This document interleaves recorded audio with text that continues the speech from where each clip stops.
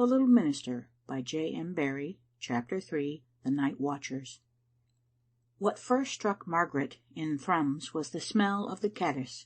The town smells of caddis no longer, but whiffs of it may be got even now as one passes the houses of the old, where the lay still swings at little windows like a great ghost pendulum. To me it is a homely smell, which I draw in with a great breath, but it was as strange to Margaret as the weavers themselves, who in their coloured nightcaps and corduroys streaked with threads gazed at her and Gavin. The little minister was trying to look severe and old, but 21 was in his eye. "Look, mother, at that white house with the green roof. That is the manse." The manse stands high, with a sharp eye on all the town. Every back window in the tenements has a glint of it, and so the back of the tenements is always better behaved than the front. It was in the front that Jamie Donn, a pitiful bachelor all his life because he thought the women proposed, kept his ferrets, and here, too, Beatty hanged himself, going straight to the clothes posts for another rope when the first one broke, such was his determination. In the front, Saunders Gilruth openly boasted, on Don's potato pit, that by having a seat in 2 churches he could lie in bed on Sabbath and get the credit of being at one or other. Gavin made short work of him. To the right-minded, the Auld Licht manse was as a family Bible, ever lying open before them, but Beatty spoke for more than himself when he said, "Daggone that manse, I never gie a swear but there it is glowering at me." The manse looks down on the town from the northeast, and is reached from the road that leaves Thrums behind it in another moment by a wide straight path, so rough that to carry a fraught of water to the manse without spilling was to be superlatively good at one thing. Packages in a cart it set leaping like trout in a fishing creel. Opposite the opening of the garden wall in the manse, where for many years there had been an intention of putting up a gate, were 2 big stones a yard apart, standing ready for the winter, when the path was often a rush of yellow water, and this the only bridge to the glebe dyke down which the minister walked to church. When Margaret entered the manse on Gavin's arm, it was a whitewashed house of 5 rooms, with a garret in which the minister could sleep if he had guests, as during the fast week. It stood with its garden within high walls, and the roof facing southward was carpeted with moss that shone in the sun in a dozen shades of green and yellow. 3 firs guarded the house from the west winds, but blasts from the north often tore down the steep fields and skirled through the manse, banging all its doors at once.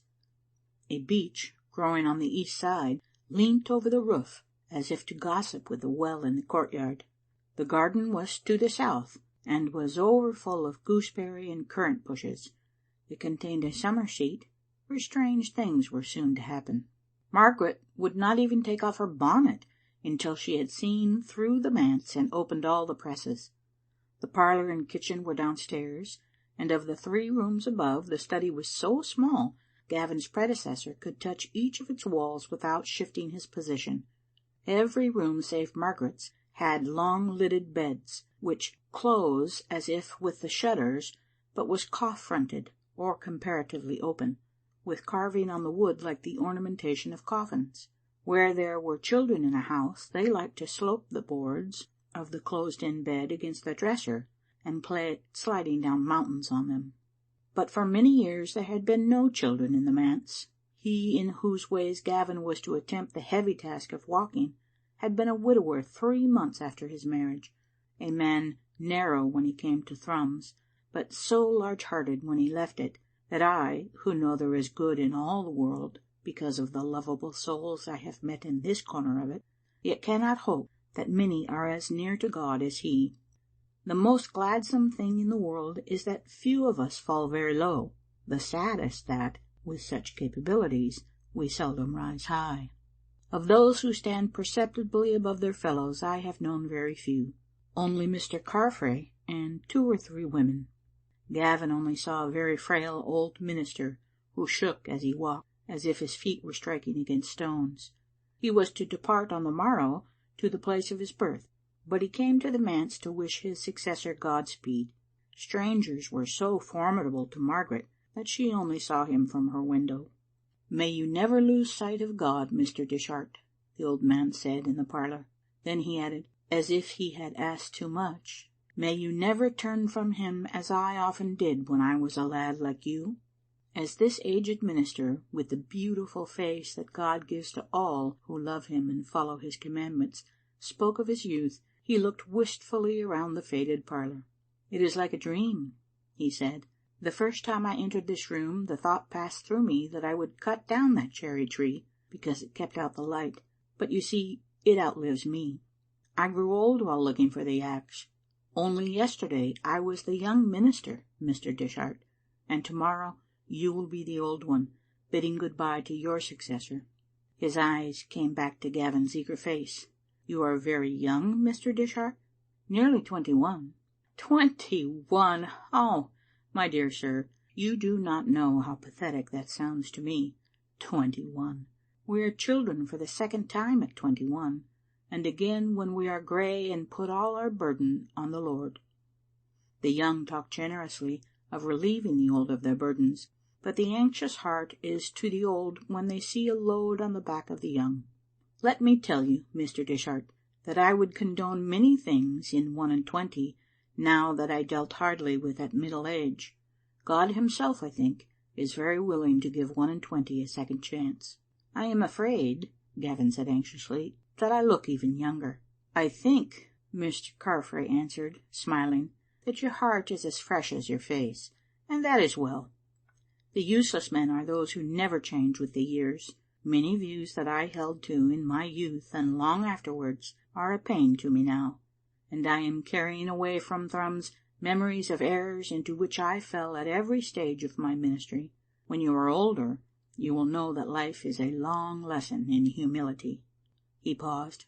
"I hope," he said nervously, "that you don't sing the paraphrases?" Mr. Carfrae had not grown out of all his prejudices, you see. Indeed, if Gavin had been less bigoted than he on this question, they might have parted stiffly. The old minister would rather have remained to die in his pulpit than surrender it to one who read his sermons. Others may blame him for this, but I must say here plainly that I never hear a minister reading without wishing to send him back to college. "I cannot deny," Mr. Carfrae said, "that I broke down more than once today. This forenoon I was in Tillyloss for the last time, and it so happens that there is scarcely a house in it in which I have not had a marriage or prayed over a coffin. Ah, sir, these are the scenes that make the minister more than all his sermons. You must join the family, Mr. Dishart, or you are only a minister once a week. And remember this, if your call is from above, it is a call to stay. Many such partings in a lifetime as I have had today would be too heart-rending." "And yet," Gavin said hesitatingly, "they told me in Glasgow that I had received a call from the mouth of hell." "Those were cruel words, but they only mean that people who are seldom more than a day's work in advance of want sometimes rise in arms for food. Our weavers are passionately religious, and so independent that they dare any one to help them. But if their wages were lessened, they could not live, and so at talk of reduction they catch fire. Change of any kind alarms them, and though they call themselves Whigs, they rose a few years ago over the paving of the streets and stoned the workmen, who were strangers, out of the town. And though you may have thought the place quiet today, Mr. Dishart, there was an ugly outbreak only 2 months ago, when the weavers turned on the manufacturers for reducing the price of the web, made a bonfire of some of their doors, and terrified one of them into leaving Thrums. Under the command of some Chartists, the people next paraded the streets to the music of fife and drum, and 6 policemen who drove up from Tillydrum in a light cart were sent back tied to the seats. No one has been punished?" "Not yet, but nearly 2 years ago there was a similar riot, and the sheriff took no action for a month. Then one night the square suddenly filled with soldiers, and the ringleaders were seized in their beds. Mr. Dishart, the people are determined not to be caught in that way again, and ever since the rising a watch has been kept by night on every road that leads to Thrums. The signal that the soldiers are coming is to be the blowing of a horn. If you ever hear that horn, I implore you to hasten to the square." "The weavers would not fight?" "You do not know how the Chartists have fired this part of the country. One misty day a week ago I was on the hill. I thought I had it to myself, when suddenly I heard a voice cry sharply, 'Shoulder arms!' I could see no one, and after a moment I put it down to a freak of the wind. Then all at once the mist before me blackened, and a body of men seemed to grow out of it. They were not shadows. They were Thrums weavers drilling, with pikes in their hands. They broke up," Mr. Carfrae continued, after a pause, "at my entreaty, but they have met again since then." "And there were Auld Licks among them?" Gavin asked. "I should have thought they would be frightened at our precentor, Lang Tammas, who seems to watch for backsliding in the congregation as if he had pleasure in discovering it." Gavin spoke with feeling, for the precentor had already put him through his catechism, and it was a stiff ordeal. "The precentor?" said Mr. Carfrae. "Why, he was one of them."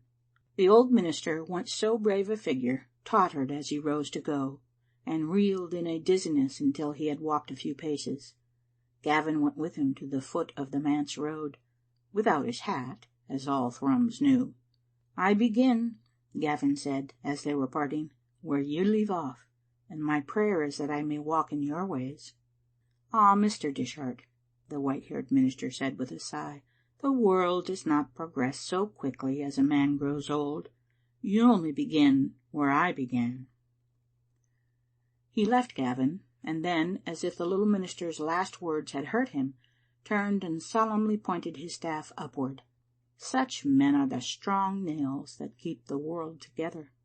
The 21-years-old minister returned to the manse somewhat sadly, but when he saw his mother at the window of her bedroom, his heart leapt at the thought that she was with him and he had £80 a year. Gaily he waved both his hands to her, and she answered with a smile, and then in his boyishness he jumped over a gooseberry bush. Immediately afterwards he reddened and tried to look venerable, for while in the air he had caught sight of 2 women and a man watching him from the dyke. He walked severely to the door, and again forgetting himself was bounding upstairs to Margaret, when Jean, the servant, stood scandalized in his way. "I don't think she caught me," was Gavin's reflection, and "The Lord preserve's," was Jean's. Gavin found his mother wondering how one should set about getting a cup of tea in a house that had a servant in it. He boldly rang the bell, and the willing Jean answered it so promptly, in a rush and a jump, that Margaret was as much startled as Aladdin the first time he rubbed his lamp. Manse servants of the most admired kind moved softly, as if in constant contact with a minister were galoshes to them. But Jean was new and raw, only having got her place because her father might be an elder any day.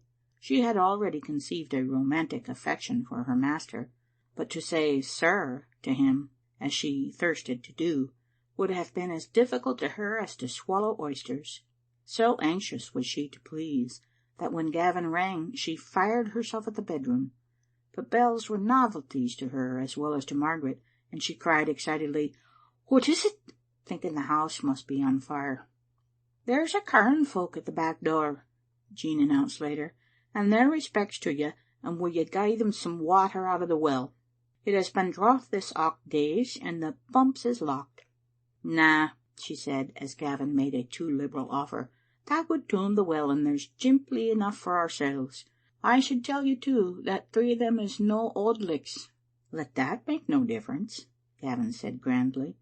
But Jean changed his message to "a bowlful apiece to Auld Licks, all other denominations 1 cupful."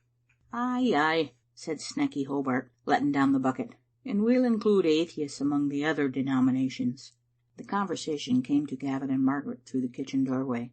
"Dinna class Joe Cruikshank wi' me," said Sam'l Langlands, the U.P. Na," said Cruikshanks, the atheist. "I'm ower independent to be religious. I dinna gang to the kirk to cry, 'Oh Lord, gie, gie, gie.'" "Take tent o' yourself, my man," said Lang Tammas sternly, "or you'll soon be whaur you would neefer the world for a cup o' that cauld water. Maybe you're ower keen an interest in the devil, Tammas," retorted the atheist, "but only way if it's heaven for climate. It's hell for company. Lads, said Snecky, sitting down on the bucket, we'll send Mr. Dishart to Joe. He'll make another Rob Doe of him. Speak mair reverently of your minister, said the presenter. He has the gift. I hinna naturally your solemn rasping word, Thomas, but in the heart I speak in all reverence. Lads, the minister has a word. I tell you, he prays near like one giving orders. At first, Snecky continued, I thought young Lang candidate was the earnestest of 'em all, and I dinna deny, but when I saw him with his head bowed like in prayer during the singing, I says to myself, thou art the man. Aye, but Betsy raxed up her head, and he wasna praying, he was combing his hair with her fingers on a sly. You ken fine, Schneck, said Crookshanks, that you said, thou art the man to ilk ane o' them, and just voted for Mr. Dishart because he preached hinmost. I dinna say it to Mr. Urquhart, the ane that preached second, Sneck said. That was the lad that gaed through ether. Ay, said Susie Tibbets, nicknamed by Haggart the timidest woman, because she once said she was too young to marry. But I was fell sorry for him, just being over anxious. He began bonny, flinging himself like uninspired at the pulpit door, but after Hendry Munn pointed at it and cried out, Be cautious, the snake's loose, and he gaed to bits. What a coolness Hendry has, though I suppose it was his duty, him being kirk officer. We dinna want a man, Lang Thomas said, that could be put out by sich a small thing as that. Mr. Urquhart was in sich a ravel after it that when he gies out the first line of the 119th Psalm for singing, says he, and so on to the end. Ay, that finished his chance. The noblest of them to look at, said Tibby Birse, was that ane frae Aberdeen, him that had sich a saft side to Jacob. Ay, said Snecky, and I speered at Dr. McQueen if I should vote for him. Looks like a genius, does he? Says the doctor. Well then, says he, dinna vote for him, for my experience is that there's no folk such idiots as them that looks like geniuses. Sal, Susie said, it's a good thing we've settled, for I enjoyed sitting like a judge upon them so muckle that I sair doubt it was kind of sport to me. It was no sport to them, Susie, I's uphaud, but it's a blessing we've settled, and undoubtedly we've got the pick of them. The only thing Mr. Dishart did that made me uneasy was his saying the word Caesar, as if it began with an S. He'll startle you mair afore you're done with him, the atheist said maliciously. I ken the ways that ministers preaching for kirks. Oh, they're cunning. You was a pleased that Mr. Dishart spoke about looms and webs, but lathies, it was a trick. Ilka ane the young ministers has a sermon about looms for weaving congregations, and a second about beating swords into ploughshares for country places, and another on the great catch of fishes for fishing villages. That's their stock in trade, and just you wait and see if you dinna get the ploughshares and the fishes afore the month's out. A minister preaching for a kirk is one thing, but a minister placed in it may be a very different berry. Joseph Crookshanks, cried the presenter passionately, none of your dang blasphemy. They all looked at Whamond, and he dug his teeth into his lips in shame. Oh, swearing now, said the atheist, but Whamond was quick. Matthew 12:31, he said. Daggone it, Tammas, explained the baffled Crookshanks. You're aye quoting scripture. How do you know quote Fergus O'Connor? Lads, said Snecky, Joe hasna heard Mr. Dishart's sermons. Aye, we get it scalding when he comes to the sermon. I kenna thole a minister that preaches as if heaven was round the corner. If you're hitting at our minister, Snecky, said James Cochrane, let me tell you he's better man than yours. A better curler, I dare say. A better prayer. Aye, he can pray for a black frost as if it was ane o' the royal family. I ken his prayers. Oh Lord, let it haud for another day, and keep the snow away. Will you pretend, James, that Mr. Duthie could make anything of Rob Doe? I admit that Rob's awakening was an extraordinary thing, and sufficient to gie Mr. Dishart a name, but Mr. Carfrae was baffled with Rob too. James, If you had been in our kirk that day, Mr. Dishart preached fort you would be wearying the now for Sabbath to be back in it again. As you ken, that wicked man there, Joe Cruikshanks, got Rob Dow, drunken, cursing, poaching Rob Dow, to come to the kirk to annoy the minister. Ay, he hadna been at that work for 10 minutes when Mr. Dishart stopped in his first prayer and gave Rob a look. I couldna see the look, being in the presenter's box, but as sure as death I felt it boring through me. Rob is hard wood, though, and soon he was at his tricks again. Well, the minister stopped a second time in the sermon, and so awful was the silence that a heap of the congregation could not keep their seats. I heard Rob breathing quick and strong. Mr. Dishart had his arm pointed at him all this time, and at last he says sternly, "Come forward. Listen, Joseph Cruikshanks, and tremble." Rob gripped the board to keep himself from obeying, and again Mr. Dishart says, "Come forward." And syne Rob rose shaking and tottered to the pulpit stair like a man suddenly shot into the day of judgment. "You hulking man of sin," cries Mr. Dishart, not a dick flayed, though Rob's as big as 3 of him. "Sit down on the stair and attend to me, or I'll step down from the pulpit and run you out of the house of God." And since that day, said Hobart, Rob has worshipped Mr. Dishart as a man that has stepped out of the Bible. When the carriage passed this day, we was discussing the minister, and Sam'l Dickie wasna sure but what Mr. Dishart wore his hat rather far back on his head. "You should have seen Rob. My certie," he roars, "there's a shine fra heaven on that little minister's face, and them as says there's no has meat effect." "I will," said the U.P., rising. "We'll see how Rob wears, and how your minister wears too. I wouldna like to sit in the kirk where they dumma sing a paraphrase." "The Psalms of David," retorted Whamond, "mount straight to heaven, but your paraphrases sticks to the ceiling of the kirk."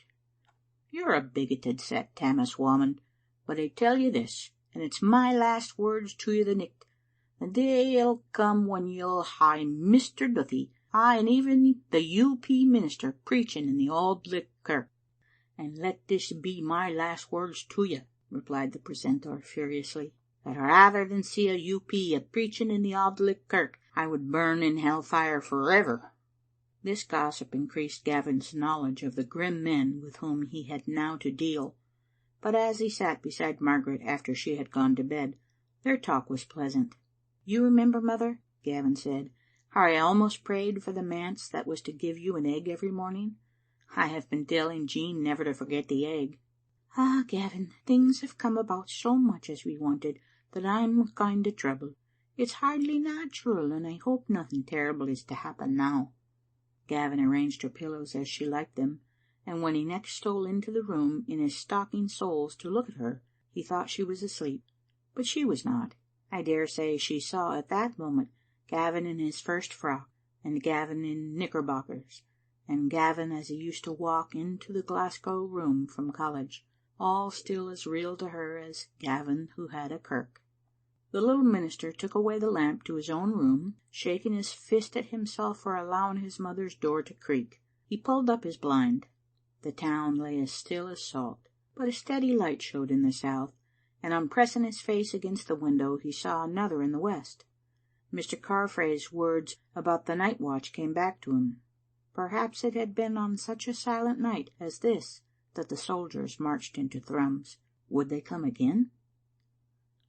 End of chapter 3, recorded by Sylvia M.B. in Washington State.